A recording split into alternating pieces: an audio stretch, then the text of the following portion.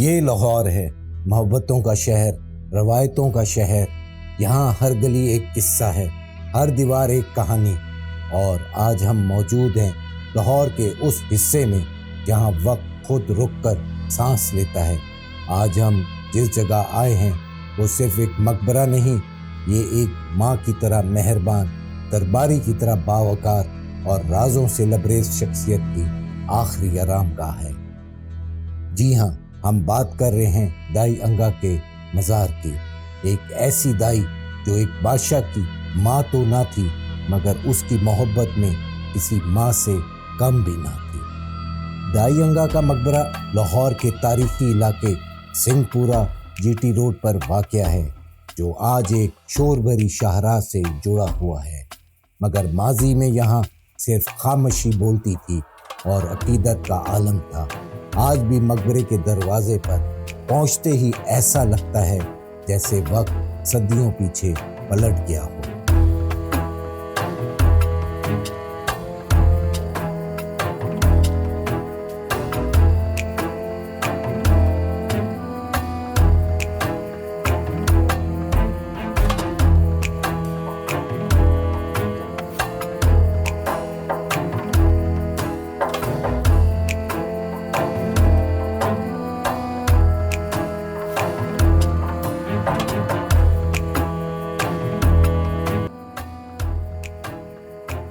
دائی انگا کا اصل نام زینب بیگم تھا۔ ان کا تعلق کابل کے ایک معزز خاندان سے تھا۔ کہا جاتا ہے کہ وہ 15ویں صدی کے آخر میں کابل میں پیدا ہوئیں اور بعد ازاں ان کا خاندان دہلی منتقل ہوا۔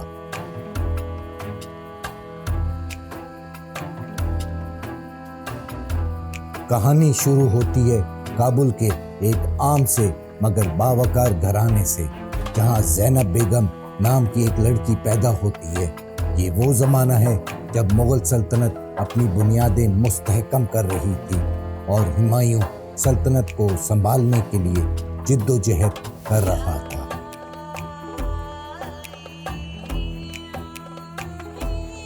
زینب بیگم کا تعلق ایک مذہبی اور باادب خاندان سے تھا۔ ان کے مزاج میں وقار، طبیعت میں نرمی اور دل میں ایک فطری ممتا کی چمک موجود تھی۔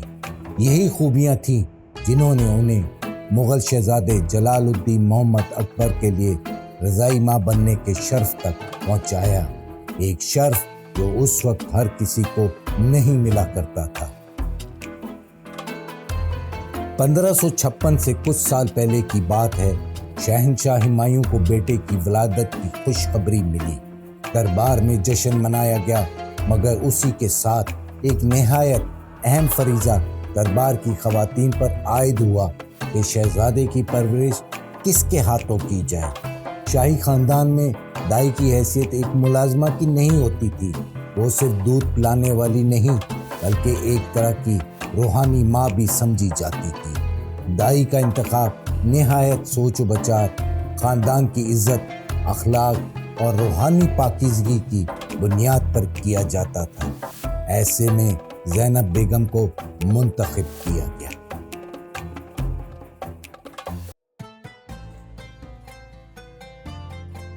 دائی کی گود شاہی بچوں کی پہلی تربیت گاہ ہوتی تھی۔ مغل شہزادوں کی رضاعت کسی خاص خاندان کی عورت سے کروائی جاتی تاکہ تعلق مضبوط ہو اور وفاداری نسلوں تک قائم رہے۔ دائی انگا کو اکبر کی رضاعت کا شرف ملا اور اکبر کی آنکھ کھلتے ہی جو چہرہ اس نے سب سے پہلے دیکھا وہ دائی انگا کا تھا۔ زینب بیگم جب ننھے شہزادے کو آغوش میں لیتی ہیں تو شاید خود انہیں بھی یہ اندازہ نہیں ہوتا کہ یہ بچہ آگے چل کر اکبر اعظم بنے گا، وہ بادشاہ جس کی سلطنت ہندوستان کے طول و عرض تک پھیلے گی اور جس کی ذہانت، وسعت نظر اور رواداری تاریخ کا عنوان بنے گی۔ اکبر کی آنکھ جب کھلی تو پہلا لمس دائی انگا کی آغوش کا تھا۔ اسی لیے اکبر کے دل میں دائی کا مقام صرف ایک خدمت گزار کا نہیں بلکہ ماں کے رتبے کا بن گیا۔ یہی وجہ ہے کہ زینب بیگم کو دربار میں دائی انگا کے لقب سے نوازا گیا، جس میں انگا کا مطلب تھا نظر خاص، یعنی وہ ہستی جس پر بادشاہ کی نظر ہمیشہ شفقت سے رہے۔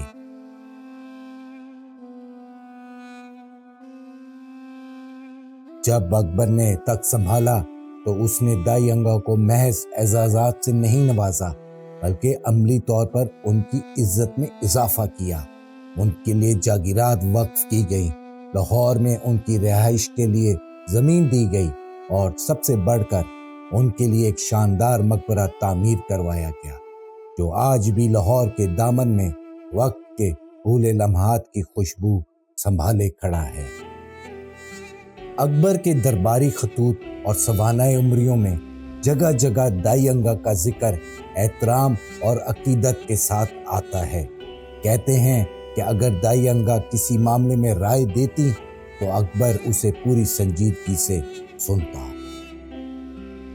دائی انگا کی مغلیہ دربار تک رسائی صرف قسمت نہیں تھی، یہ ان کی شخصیت کا کردار اور ممتا کی روشنی کا نتیجہ تھا کہ ان کا اکبر سے رشتہ صرف دودھ کا نہ تھا، بلکہ تربیت، محبت اور وفاداری کا تھا۔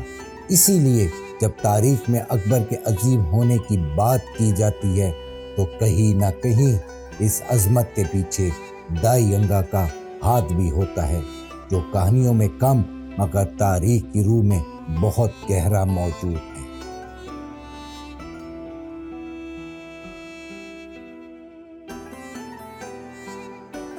تاریخ بتاتی ہے کہ دائی انگا نے اپنی آخری سانس سن 1557 میں لی، جب ان کی عمر تقریباً 70 برس تھی۔ اکبر اعظم نے حکم دیا کہ ان کا مزار لاہور میں بنایا جائے، جہاں ان کی یاد محفوظ رکھی جا سکے۔ تب لاہور مغل سلطنت کا ایک اہم مقام بن چکا تھا۔ یہ مقبرہ مغل طرز تعمیر کا شاہکار ہے۔ مزار کے گرد موجود سرخ اینٹیں، خوشبودار باغ اور محرابیں آج بھی اس شان و شوکت کی گواہی دیتی ہیں جو اکبر نے اپنی رضائی ماں کو پیش کی۔ اس کا طرز تعمیر، صفائی اور نگہداشت ایک وقت میں اتنی عمدہ تھی کہ زائرین یہاں دعائیں کرنے آتے، صرف زیارت کے لیے نہیں بلکہ عقیدت کے ساتھ۔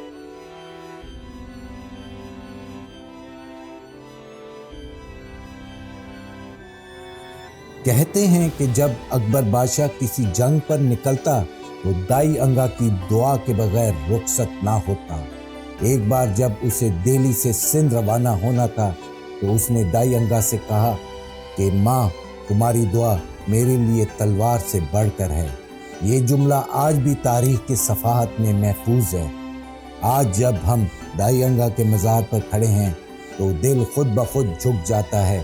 یہاں نہ کوئی دربار ہے، نہ فوج، نہ ہاتھیوں کے جلوس، صرف خاموش دیواریں جو اکبر اور دائی کے تعلق کی خاموش گواہ ہیں۔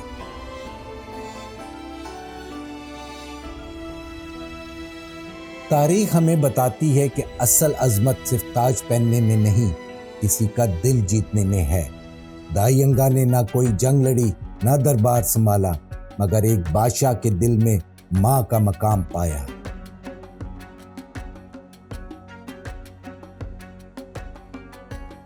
اگر آپ ان چہروں کی تلاش میں ہیں جو تاریخ کے صفوں میں دفن ضرور ہو چکے مگر وقت کے ماتھے پر آج بھی جگمگا رہے ہیں، تو آئیے وقت کے نقش قدم کے ہم سفر بنیے۔